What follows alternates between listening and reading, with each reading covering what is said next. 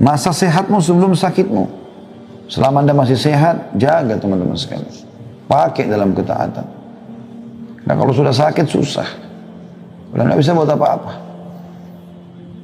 Ada pengusaha terkenal dari Jepang, baru memimpin meeting dengan proyek jutaan dolar, dan terkenal orangnya sangat sukses, menjadi buah bibir di tengah-tengah orang.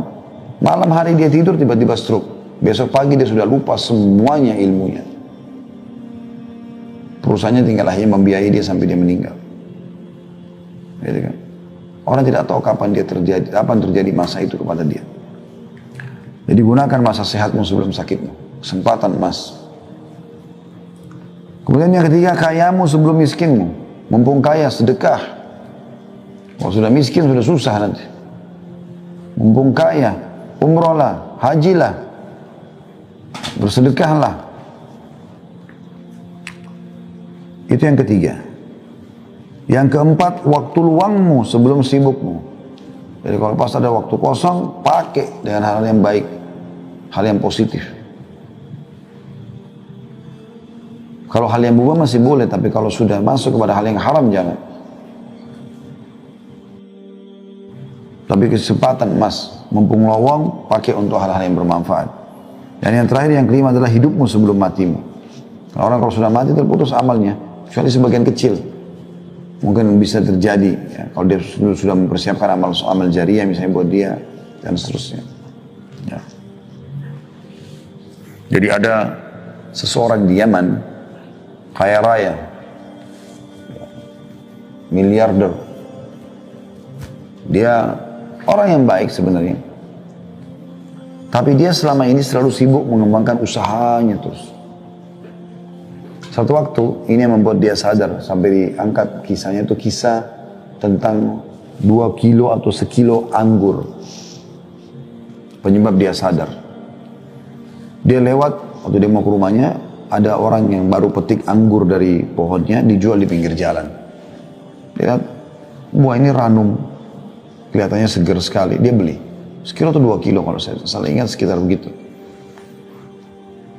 Dengan niat dia ingin bawa ke rumahnya, supaya nanti di rumahnya bisa makan sama anak dan istrinya.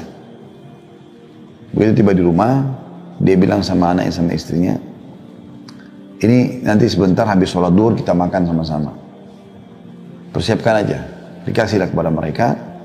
Kemudian dia pun duduk lalu sholat duhur di masjid. Subhanallah, begitu dia pulang dari sholat duhur, sudah dihidangkan makan siang, dia tanya, mana anggur tadi yang saya beli? Kata mereka, sudah habis kami makan tadi. Kata istrinya, anak-anak berebut tadi jadi habis. Tiba-tiba dia terenyuh gitu.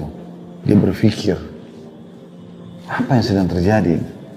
Sebenarnya orang ini mampu membeli seluruh kebun kurma, seluruh kebun anggur itu.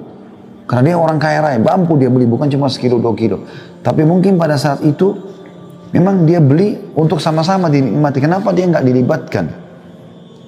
Dia langsung berdiri, dia nggak makan siang, dia keluarkan hampir seluruh uang perusahaannya, dibangunkan masjid, bangun berapa masjid, bangun rumah anak yatim, proyek-proyek sosial, semua dia sibuk dengan itu.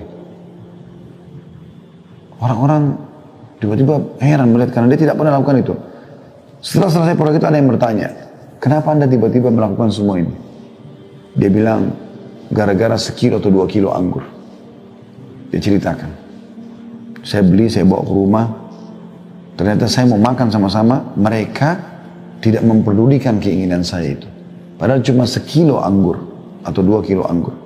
Mereka makan sendiri.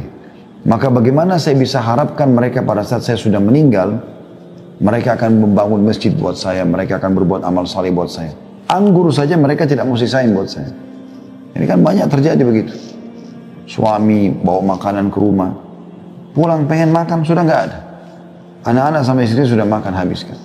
Nggak ditinggalin buat suaminya. Nggak dilatih anak-anak biasa berbagi dengan ayahnya. Padahal dia yang kerja setengah mati. Subhanallah, seperti itulah. Jadi maksimalkan masa hidup sebelum matimu, karena kalau sudah mati kita belum tentu bisa berbuat. Apalagi kita berharap ahli waris kita melakukan, belum tentu. Belum tentu semua itu. Kalaupun dia lakukan berapa banyak yang dia lakukan dari kebaikan, pasti dia juga akan penuhi kebutuhannya.